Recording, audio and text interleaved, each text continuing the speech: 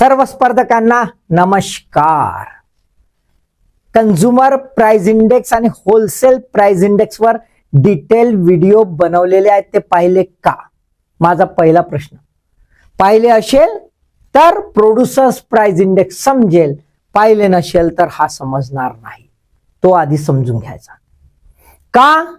कारण की 2024 ला भारताला जाग आली की बाबा ना होलसेल प्राइस इंडेक्स ना कंझ्युमर प्राइस इंडेक्स आपल्या खरं इन्फ्लेशन सांगू शकत नाही.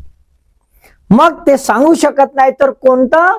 तर आंतरराष्ट्रीय स्तरावर ज्या निर्देशांकाला मान्यता आहे ते म्हणजे उत्पादकांचा किंमत निर्देशांक, प्रोड्युसर्स प्राइस इंडेक्स, जो जगातील विकसित राष्ट्रांनी 1970च्या दशकामध्येच अडॉप्ट केला. का? तर WPIचा जांगडगुत्ता होता म्हणून. तर ते जाग आपल्याला 2024 ला आली आणि आपण आता याला अडॉप्ट करायचं कसं बावा, त्याच्यासाठी आता काम करत आहोत. मग आता आपण त्या मार्गाने चाललो विकासाच्या, म्हणून हे समजणं गरजेचं आहे. तर कॉन्सेप्ट क्लिअर करणं गरजेचं आहे. तर आपण काय बघूया? प्रोड्युसर्स प्राइस इंडेक्स काय, त्याच्यानंतर आपण बघूया की याच्या कंपोनंट काय, याचे वैशिष्ट्ये काय, फायदे काय बाबा, कुठे कुठे उपयोग होतो, कसा उपयोग होतो आणि भारतामध्ये का गरज आहे. सोबतच भारतात गरज आहे पण आतापर्यंत काऊन नाही केलं, व्हॉट आर द चॅलेंजेस, तर समजून घ्यायचं. चला तर मग आज बघूया आपण प्रोड्युसर्स प्राइस इंडेक्स. पहिल्यांदा आपण समजून घ्या काय आहे बाबा प्रोड्युसर्स, है ना. तर आपल्याला असं काहीतरी दिसते. काय आहे? कुठलाही माल फॅक्टरीमध्ये बनते किंवा कुठली सर्व्हिस असेल, IT वाला असेल तर त्याच्या युनिटमध्ये बनन, बरोबर आहे. ते एखादं काहीतरी राहील असं, है ना, असं आपल्याला दिसेल असं काहीतरी राहील. आपण गृहीत धरूया एखादी वस्तू बनत आहे, फॅक्टरीमध्ये बनत आहे बाबा, कंपनीमध्ये बनत आहे. तर काय आहे? उत्पादक जो आहे प्रोड्युसर, तो प्रोड्युसर काय करतो? प्रोड्यूस करतो म्हणजे आउटपुट आणतो, बरोबर आहे. प्रोडक्शन करतो.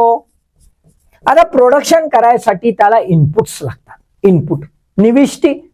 तर निविष्टी कुठल्या? मजूर लागतील, त्याला मशीन लागेल, त्याला कच्चा माल लागेल, त्याला फायनान्स पैसा पण लागेल, आहे ना, फायनान्स पैसा पण लागेल, बरोबर आहे. मग हे सगळं केल्यावर तो बनवतो, तयार करतो. सोबत हे तयार केल्यावर याचा खर्च सगळा खर्च, हा सर्व खर्चाचा लेखाजोखा होऊन जातो, जमा होतो. आणि त्या खर्चामध्ये स्वतःचा काय करतो? प्रॉफिट पण टाकतो हलकासा. प्रॉफिट नाही टाकन तर कसा होईल? आणि प्रॉफिट टाकून सर्व खर्चाचा आउटपुट आला की त्या आउटपुट प्लस प्रॉफिट अशी काय करतोय? तो एक किंमत तयार करतोय, ज्या किमतीला तो विकणार आहे, सेल करणार आहे. ही जी किंमत आहे ही कोणाची किंमत आहे? ज्याने प्रोड्यूस केली त्याची. म्हणून याला काय म्हणू आपण? प्रोड्युसर्स प्राइस, उत्पादन करणाऱ्याची किंमत. आता हा सेल करणार आहे, विकणार आहे, पहिल्या पॉइंटवर विकणार आहे, जिथे उत्पादन झालं त्याच पॉइंटवर विकणार आहे. म्हणून याला आपण म्हणू सेलर्स प्राइस सुद्धा. काय म्हणू याला? Sellers price. आता हे जे आहे प्रोड्यूस केलेलं आहे याची प्राइस आहे, ती कुठे जाते? निघाली गेटमधून बाहेर तो गेटवर हा काय करते? इथे विकायला ठेवते गेटवर. बापू माझ्याकडे हा माल आहे, कोणाला घ्यायचा असेल तर पहा, होलसेल मध्ये, ठोकमध्ये, मी का चिल्लर बसत नाही. तर मग एक येते होलसेलर, तो म्हणते भावा माझा ट्रक लागला इथं, टाक माझ्या ट्रक मध्ये माल टाक. मी एकदम लमसम मध्ये घेतो, शर्ट असतील तर देऊन टाक 1 लाख शर्ट. घेतलं याने, ट्रक लावले भडाभड आणि इकडे त्याने आपल्या गोडाऊन मध्ये आणला. हा गोडाऊन झाला, है ना. हा गोडाऊन कोणाचा? होलसेलरचा झाला. लमसम मध्ये आणलं त्याने, होलसेलर वाल्याने आणलं. काय करून आणलं? ट्रान्सपोर्ट कॉस्ट वगैरे लागली. पण जसा गेटच्या बाहेर निघाले लागला ट्रक, धडकन टॅक्सवाल्यानं धाड टाकली, टॅक्स दे, एक्साइज ड्युटी, चल बाहेर माल काढला. तर टॅक्स लागला, आजकाल जीएसटी लागून जाते, टॅक्स लागला आणि हा टॅक्स आणि ट्रान्सपोर्ट याची कॉस्ट मिळून आणि त्याची प्राइस, प्रोड्युसरची प्राइस हे मिळून होलसेलरची प्राइस झाली. होलसेलर म्हणे मला बी थोडासा प्रॉफिट, मग त्यानं सेलरची प्राइस, ट्रान्सपोर्ट प्राइस, त्याचा प्रिलिमिनरी जो काही टॅक्स लागला असेल तो आणि स्वतःचा प्रॉफिट असा टाकून त्यानं गोडाऊन मध्ये ठेवला आणि प्राइस डिक्लेअर केला. हे झाले होलसेलर प्राइस. ही झाली होलसेलर प्राइस. होलसेलर वाल्याला रिटेल वाला म्हणते भाऊ माल पाहिजे का, तो म्हणते बापू मी 1 लाख शर्ट घेऊन आलो है ना, माझा थोडासा प्रॉफिट राहील. म्हणते अगा मला 1 लाख नाही पाहिजे का, माझ्या छोटस दुकान आहे तिथं 10 शर्ट जमतील, तर 10 शर्ट देऊन टाक. रिटेल वाल्याकडे शर्ट आले 10 आले, तर मग इथूनही ट्रान्सपोर्ट कॉस्ट लागली इथून इथपर्यंत. मग हा काय करते, आपला प्रॉफिट मॅच करते, इथे बी सेलिंगवर टॅक्स लागते, जीएसटी पुन्हा, हा जीएसटी लागला याने इकडे केला, इकडे रिबेट होऊन जाते. ठीक आहे, इकडे आला का इकडे ग्राहक टपलाच आहे, बाबा शर्ट नवीन, आज मी शर्ट घालीन तर तिला भेटीन नाही तर भेटणारच नाही असं ठरवलं आणि भाऊनं शर्ट घेतला. बरोबर आहे. हा शर्ट जो आहे विकणारा कोण आहे, रिटेलर, चिल्लर विक्रेता. तर रिटेलरनं आपली प्राइस ठरवली. आता प्राइस ठरवल्यावर यानं शर्ट घेतला, हा शर्ट दुसऱ्याला विकन का नाही, हा शर्ट घालून तिला भेटायला जाय का, आता मी चमकलो बावा असं सांगायला. बरोबर आहे, राईट. तर मग यानं शर्ट घातलं, हा कसा झाला फायनल कन्झम्पशन.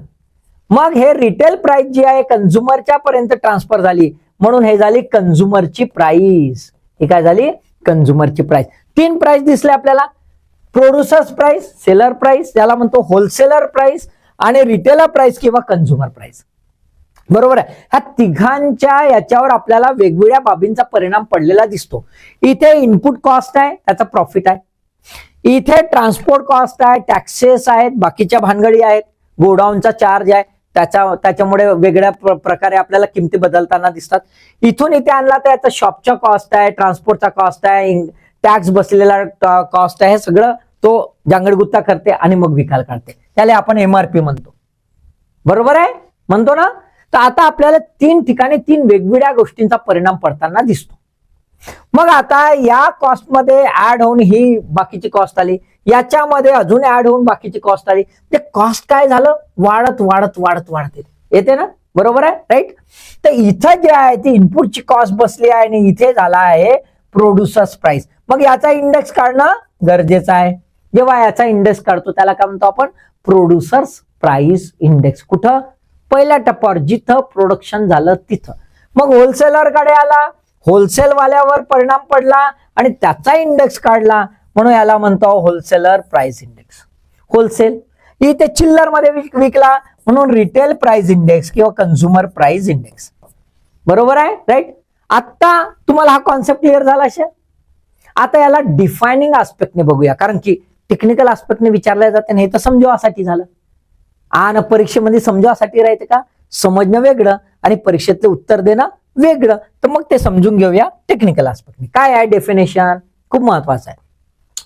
उत्पादकांना कारखान्याच्या गेटवर, लक्षात घ्या, उत्पादकांना कारखान्याच्या गेटवर किंवा सेवा प्रदात्याच्या जागेवर, म्हणजे सेवा देणार असेल तर सेवा प्रदात्याची जागा आणि उत्पादन करणार असेल तर फॅक्टरीची जागा, उत्पादित आणि प्राप्त केलेल्या वस्तू सेवांसाठी मिळणाऱ्या सरासरी किमतीतील बदल मोजणारा निर्देशांक. सरासरी किमतीतील बदल, ऍव्हरेज काढणार आहे. ऍव्हरेज कॉस्ट चेंज, ऍव्हरेज म्हणजे जो बदल आहे तो ऍव्हरेज राहील, है ना. ठीक आहे. एकूणच प्रत्येक कमोडिटीचा मोजणार का नाही. ठीक आहे. See, index which measures average changes in the prices that producers receive for their goods and services produced and captured at the factory gate or at the service provider type. आता हा फॅक्टरी गेट का, कारण मी सांगितलं गेटच्या बाहेर निघाला तर tax पडला, गेटच्या बाहेर निघाला की टॅक्स पडला. म्हणजेच काय की प्रोड्युसर्स प्राइस इंडेक्स हा निखळ खर्च सांगतो. निखळ, निव्वळ, प्रत्यक्षात निव्वळ खरा खर्च, खरा कशावर लागलेला, आउटपुटवर लागलेला खरा खर्च. म्हणून याला प्रोडक्शन कॉस्ट पण म्हणतात, याला आउटपुट कॉस्ट उत्पादित किंमत म्हणतात किंवा पुरवठा धारकाची किंमत सप्लायर्स प्राइस म्हणतात, कारण सप्लायचा पहिला पॉइंट आहे. आणि म्हणूनच याला प्रोड्युसर्स प्राइस इंडेक्स कारण प्रोडक्शन झालाय, किंवा आउटपुट प्राइस इंडेक्स किंवा सप्लायर्स प्राइस इंडेक्स असे 3 इंडेक्स आपण वापरतो. लक्षात आले का? क्लिअर? ओके.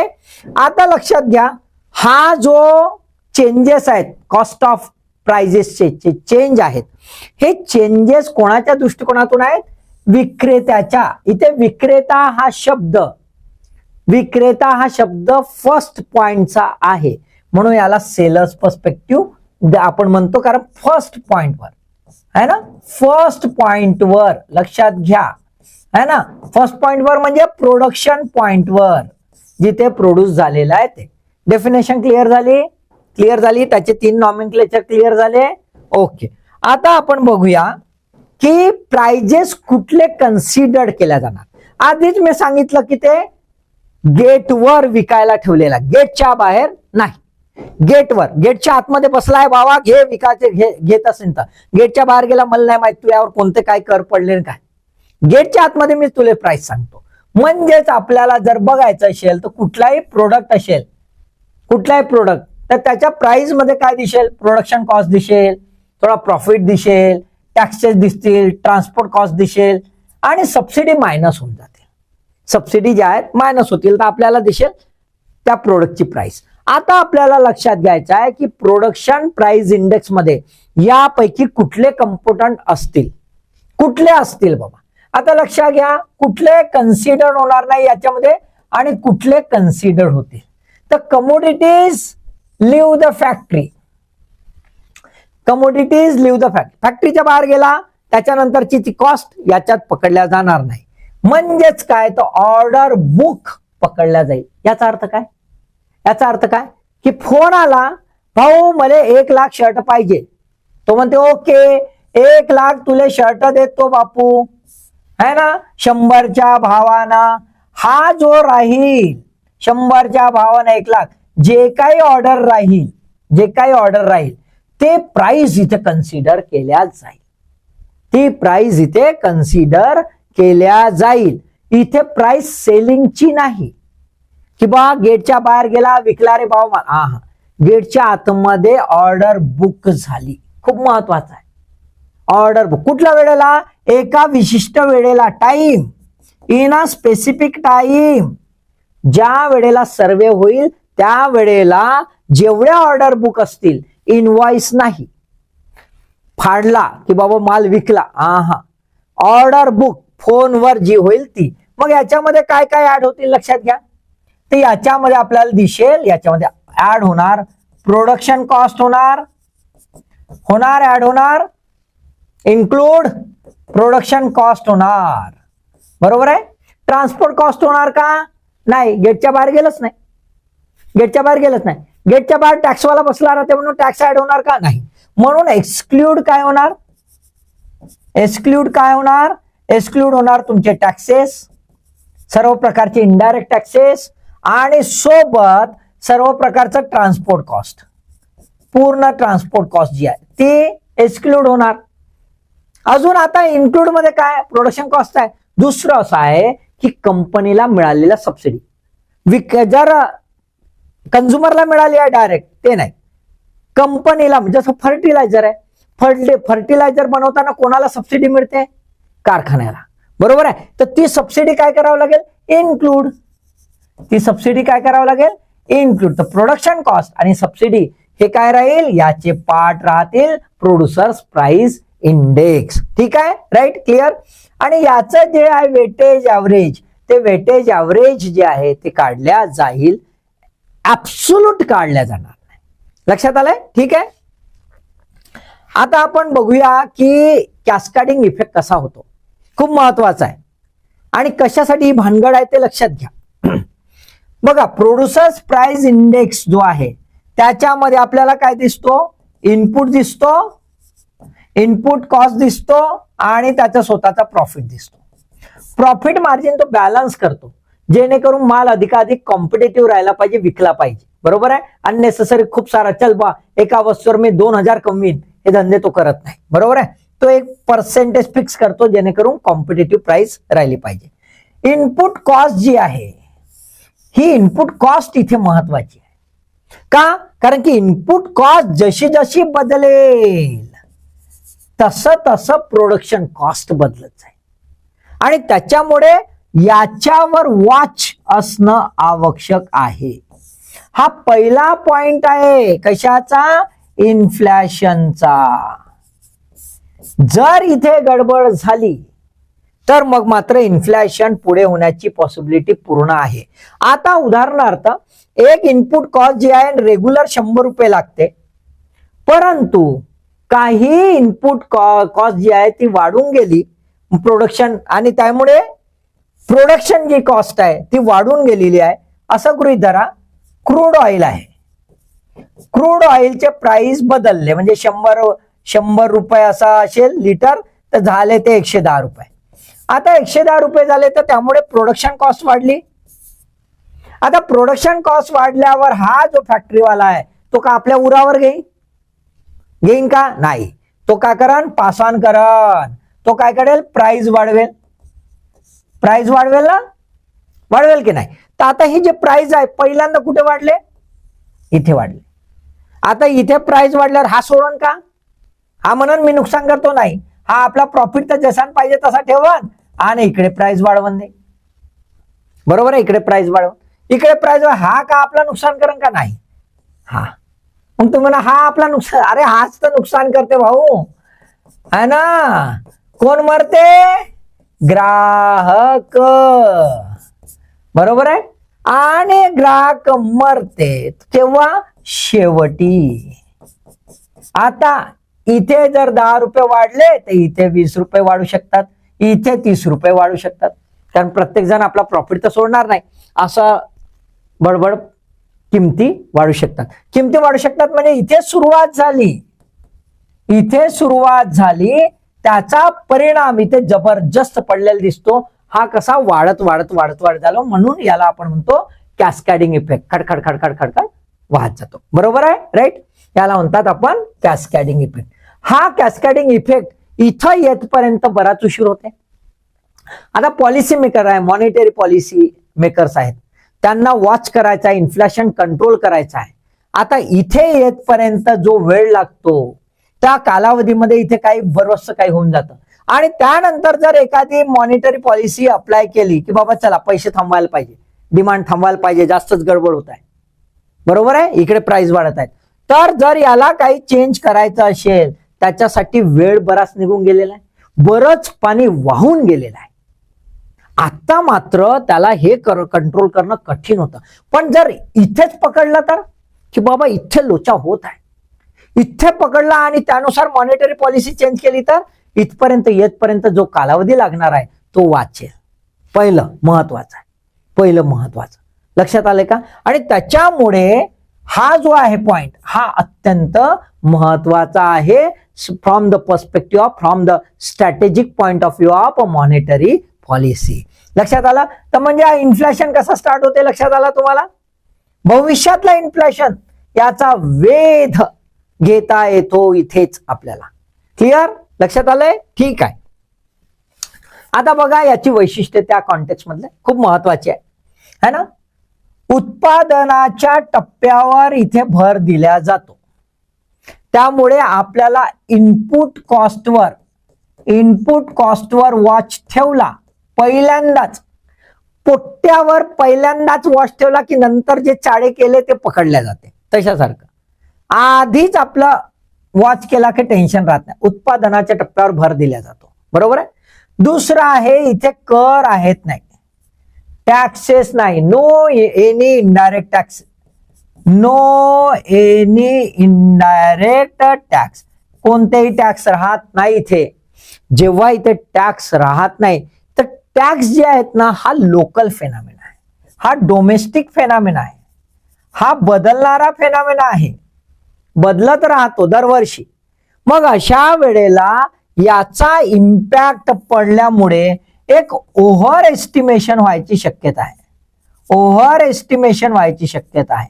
अननेसेसरी. प्रत्यक्षात मात्र तसं नसते पण वाढले रे भाव असं उगा धास्ती, हा वाढले रे बाबा, हा घेणं देणं नाही काहीच, टॅक्समुळे ते वाढले राहते. तर त्यामुळे एक्सक्लूड केल्यामुळे आपल्याला जे न्यूट्रॅलिटी आहे ना, न्यूट्रॅलिटी जी आहे प्राइस राईजची इन्फ्लेशनची, ती इथे भेटू शकते. अजून एक महत्वाचं आहे की प्रोड्युसर प्राइस इंडेक्स जो आहे हा एकदमच ब्रॉडर आहे. याच्यामध्ये अधिकाधिक वस्तू कव्हर केल्या जातात, कारण प्रोडक्शन पॉइंटला आहेत ते कव्हर करणं फार सोपं आहे. फॅक्टरीनाच तर कव्हर करायचं आहे, काही प्रॉब्लेम नाही आहे. इथं दुकानं फिरणं एनएसओला केवढा त्रास होते, इथं फॅक्टरी फिरणं सोपं आहे. आणि फॅक्टरी फिरायची बी गरज नाही, रेडीमेड मिळू शकते. बरोबर आहे ना लेखाजोखा, कारण की ऑर्गनाइज ज्या इंडस्ट्रीज आहेत त्या बरोबर मॅनेज करतात आपलं लेखाजोखा, त्यामुळे आपल्याला काही टेन्शन नाही. सोबत इथं व्यापकता अशी आहे की इथे सेवा जी आहे, वस्तू सोबत सेवा सर्व्हिसेस सुद्धा कव्हर होतात. WPI मध्ये काय कव्हर होते, काय कव्हर होते WPI मध्ये? केवळ वस्तू. आणि तुम्ही म्हणा सर CPI मध्ये होते, अरे बाबा पण CPI शेवटच्या टप्प्यावर, म्हणजे वाट पहा महिनाभर, आणि मग अशी लाट आली का बोंबला. अरे लाट येण्याच्या पूर्वी, म्हणजे सुनामीचा झटका पहिला येते ना तेव्हाच माहित होते ना PPI. इथं तर सुनामी लाट अंगावर आल्यावर आता काय करता, आता कुठं पडता, मरता. बरोबर आहे. म्हणून व्यापक क्षेत्र हे पण अत्यंत महत्वाचं आहे. अजून एक महत्वाचं, द्विरुक्ती टाळल्या जाते. WPI मध्ये द्विरुक्ती सातत्याने होते, डबल अकाउंटिंग होतं. का? कारण की WPI जे आहे होलसेल प्राइस इंडेक्स, जो इंटरमिडिएट गुड्सला सुद्धा कव्हर करतो, लक्षात येत नाही. इथे मात्र फायनल गुड्स ट्रीट केल्या जातात, फायनल प्रोडक्शन ट्रीट केल्या जातात, आणि त्याच्यामुळे याचं दुरुक्ती टाळता येते. इंटरमिडिएट गुड त्याला असेंबल्ड होतात. ठीक आहे. त्यामुळे डबल अकाउंटिंग जे आहे तो प्रॉब्लेम पण सॉल्व्ह होतो. त्यामुळे रिअलिस्टिक पिक्चर जे आहे, रिअलिस्टिक पिक्चर ते याच्यात माहित होतं. ही PPI ची वैशिष्ट्ये आहेत. म्हणूनच तर 1970s मध्ये, म्हणजे आधी अमेरिकेमध्ये होलसेल प्राइस इंडेक्स होता आणि 1978 ला त्यांनी बदलवला. ते समजून घ्या. विकसित राष्ट्र का विकसित हे बी समजून घ्या, है ना. असो, ठीक आहे. आता याचा उपयोग काय तो महत्वाचा आहे बाबा. काय एवढे भालंदे. पहिलं, महागाई दबावाचे प्रारंभिक सूचक आता समजून सांगितलं. पहिल्या टप्प्याला माहित होते, सुनामीचा येणार आहे बा, सुनामी पहिला झटकाच माहित झाला, है ना. म्हणजे जिथे प्रोडक्शन होत आहे तिथेच आपल्याला लक्षात येतं की भविष्यात इन्फ्लेशन होणार आहे का. कारण की इनपुट कॉस्ट वाढली की लगेच आपल्याला सावध होणं आवश्यक आहे, आणि तिथे आपल्याला घंटी दिसून येते की बाबा गडबड होऊ शकते. बरोबर आहे, राईट. दुसरं, सकल घरेलू उत्पादन चलनक्षय म्हणूनही याचा उपयोग होतो. GDP डिफ्लॅटर. आपल्याला रिअल GDP काढायची आहे. रिअल GDP म्हणजे खऱ्या अर्थानं जी अर्थव्यवस्था आहे ती विकसित झाली आहे, त्याची ग्रोथ झाली आहे का नुसताच भलता सलता झालाय. उदाहरणार्थ, आपण जेव्हा GDP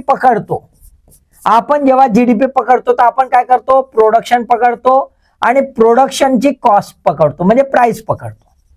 प्रोडक्शन प्राइस पकडतो, पण ही फायनल झाली का नाही, याच्यामध्ये टॅक्सेस वॅक्सेस ऍड करून घेतो आणि मग फायनल प्राइस काढतो. तो झाला आपला GDP. मग याच्यामध्ये हा प्रोडक्शन प्राइस जो आहे, असं गृहीत धरा एका वर्षी 100 रुपयाचा काहीतरी झाला बाबा, है ना. साखर म्हणा, गहू म्हणा, काय झालं 100 रुपयाचा, आणि त्याच्यावर होता टॅक्स काहीतरी 10%, 10%. बरोबर आहे. मग हा 10% म्हणजे 10 रुपये, 100 म्हणजे किती झाला बाबा, 110. तर असं समजा यावर्षी GDP 110. एखाद्या वर्षी असं गृहीत धरा की इथं झाला बाबा 90 रुपयाचा, म्हणजे 90 रुपयाचा, पण टॅक्स वाढला काहीतरी 30%, तर 9 27 रुपये. 27 रुपये याच्यावर बसले बाबा. 27 बसले तर हे आणि पकडा रे बाबा, किती झाला, 9 2 11 17. आपल्या वाटतं बापरे GDP वाढला, है ना. कसा गव्हर्नमेंट फसवते, GDP वाढला. मग अशा याच्यामध्ये आपल्याला रिअल GDP काढायचा. रिअल GDP काढायचा असेल तर हे भालधंदे, इन्फ्लेशनरी आस्पेक्ट ते वगळल्या गेले पाहिजे. आता जर आपण बघितलं तर त्याच्यासाठी आपण काय करतो, जीडीपी डिफ्लॅटर वापरतो. Real GDP is equal to nominal GDP into 100 upon a GDP deflator. है ना, त्याचे ते सगळे इन्फ्लेशनरी आस्पेक्ट टॅक्सेस सगळं बाहेर काढतो. आता आपण जर प्रोड्युसर्स प्राइस इंडेक्स बघितला तर हा कसा आहे, निखळ आहे. याच्यामध्ये कुठले टॅक्सेस वॅक्सेस काही गोष्टी नाहीत. ओरिजिनल प्युअर आउटपुट कॉस्ट आहे त्याच्यामध्ये. मग प्युअर आहे म्हणजेच काय, याचा जर आधार घेतला आपण producers price index as a GDP deflator तर बढिया जमून जाते काम. मग तुम्ही म्हणा अरे बाबा जीडीपी डिफ्लॅटर ऑलरेडी आहे, हा भालधंदा कशाला. खूपच महत्वाचा आहे. तर गंमत अशी आहे की जीडीपी डिफ्लॅटर हा अॅन्युअल बेसिसवर निघतो, वर्ष झाला की निघतो. पण प्रोड्युसर्स प्राइस इंडेक्स हा मंथली बेसिसवर येतो. बघा बरं, लक्षात घ्या, हा जीडीपी डिफ्लॅटर अॅन्युअल बेसिसवर, म्हणजे तुम्हाला जर रिअल जीडीपी काढायची असन, से एक्झाम्पल आता 24-25 ची, तर 24-25 संपला का मग काढा जीडीपी डिफ्लॅटर, मग रिअल जीडीपी काढा. वर्ष संपून गेल्यावर मग मॉनिटरी पॉलिसी, वर्ष झाल्यानंतर अरे बाबा मॉनिटरी पॉलिसी तर अशी टार्गेटेड राहिली पाहिजे इन्फ्लेशन कंट्रोलमध्ये ठेवासाठी.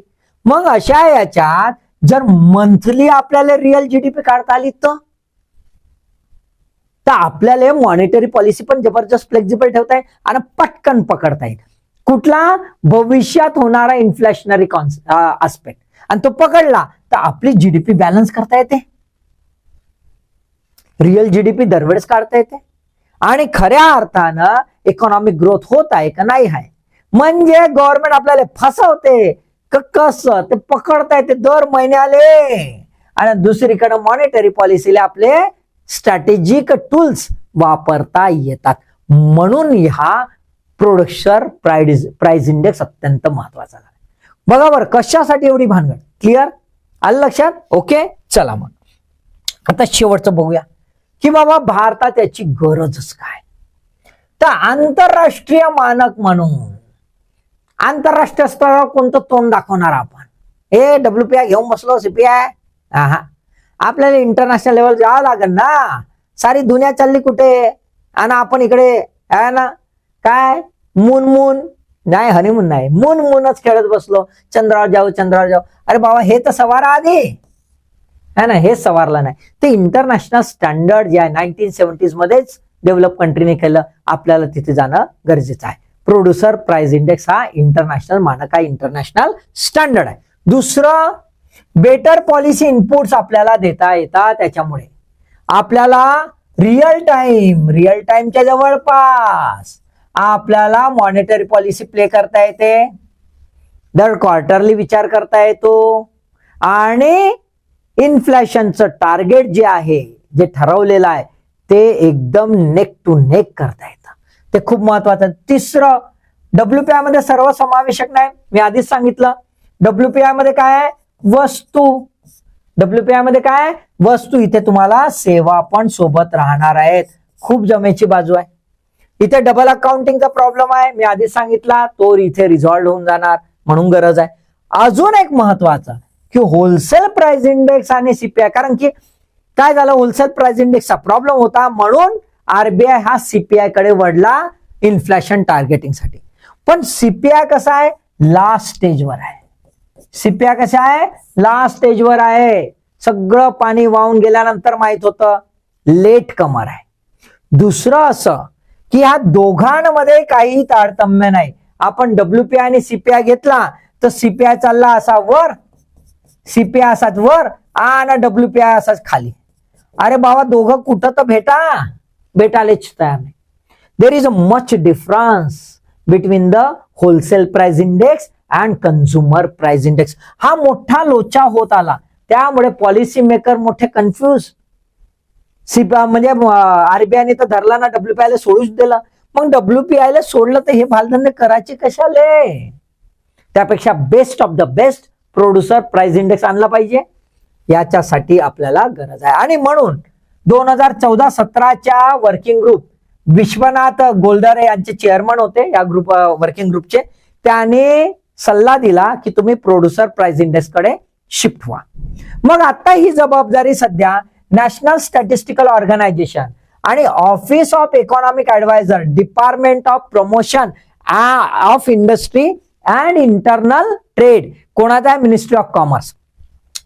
हे जे आहेत हे ऑर्गनायझेशन आता सांभाळत आहेत, चालू केलं आहे फ्रेमवर्क बनवण्यासाठी आणि मग त्याच्यावर वर्कआउट होईल. बरोबर आहे. पण अद्यापही का झालं नाही? What are the problems, what are the challenges before the India to adopt the producers price index? खूप महत्वाचा आहे ना. एवढा वेळ का लागते? बघा, पहिलं data collection. India is a sub continent country. India is a subcontinent country and have a diversified production. इतके प्रोडक्शन आहेत मायक्रो लेवलचे की ते कव्हर करणं कठीण आहे, कारण की इथे ॲग्रो क्लायमेटिक कंडिशन वेगळे आहेत, है ना. सोबतच रिसोर्सेस वेगवेगळे आहेत. त्याच्यामुळे विविधता जी आहे प्रोडक्शनची ही आपल्या भारतामध्ये खूप आहे, जबरदस्त आहे. त्यामुळे त्याचं माहितीचं संकलन एवढं सोपं नाही जसं बाकी देशात आहे. दुसरं, भारतातला सर्वात महत्वाचा प्रॉब्लेम असंघटित क्षेत्र जे आहे, इन्फॉर्मल सेक्टर, त्याचा आवाका खूप मोठा आहे. ऑर्गनाइज सेक्टर मी जसं म्हटलं, गेटच्या आतमध्ये वस्तू तुरंत भेटून जातील किती प्रोड्यूस केल्या, ऑर्गनाइज सेक्टरचं, कंपनीचं. पण जे अनऑर्गनाइज सेक्टर आहे त्याचे वही खाते नाही, काय नाही, आपली छुपा रुस्तम लिखापडी करतात ते, तर माहीतच नाही किती प्रोडक्शन झालं काय. त्यामुळे हा मोठा एरिया कसा कव्हर करायचा ही मोठी अडचण. आणि हा इन्फॉर्मल सेक्टर आपल्याला किती डिमांड जनरेट करते आणि किती सप्लाय होते काहीच माहित नाही. आणि हा इन्फ्लेशनवर खतरनाक प्रेशर टाकते, है ना. हा एक प्रॉब्लेम आहे. दुसरा, पायाभूत सुविधा व तज्ञ, इन्फ्रास्ट्रक्चर अँड एक्सपर्टाईज, याच्यासाठी खूप खर्च लागते, अमाप खर्च लागते. तू म्हणा पैसे आहेत ना भारतापाशी, ते उधळाले आहेत, चांगलं काम करायला अमाप पैसा असं म्हणतात बाबा. इन्फ्रास्ट्रक्चर कठीण आहे, त्याच्यासाठी खूप पैसा लागते. एक्सपर्टाईज सर्वात महत्वाचं. भारतामध्ये स्टॅटिस्टिशियन जे आहेत त्यांची टीम, इन्फॉर्मेशन टेक्नॉलॉजी याची टीम, त्याच्यावरचा लागणारा खर्च हा अमाप आहे. आणि त्याच्यामुळे भारताची अजून हिंमत झाली नाही असं म्हणतात. पण भारत काही घाबरत नाही. तर भविष्यात होईल, आपण विकसनशील राष्ट्र, हे सगळे चॅलेंजेस कव्हर करायचे आहेत आणि ते कव्हर करून आपल्याला समोर जायचं आहे. विकसित राष्ट्राला कसा सगळा बेस आयता बनलाय. आपल्याकडे एवढी क्रिटिकल कंडिशन आहे, सरकार एक कष्ट करायला जाते, दुसरा त्याचे पाय ओढते, तिसरा त्याची मुंडी, ते आहे ना. काही खरं नाही, है ना. सरकारचे स्वतःचे प्रॉब्लेम, बाबा हे करीन तर काय होईल, मी तर लोचात नाही येणार, असे बरेचसे प्रॉब्लेम आहेत. म्हणून हे उशिरा होत आहे. कॉन्सेप्ट लक्षात आला का? कारण प्रश्न विचारू शकतात बाबा. आणि इकॉनॉमी असा वास्ट विषय आहे, काय विचारतील. त्यामुळे अभ्यास सतत करत राहायचा आणि सोबतही राहायचं. आलं की नाही लक्षात? अभ्यासाले ऑल द बेस्ट.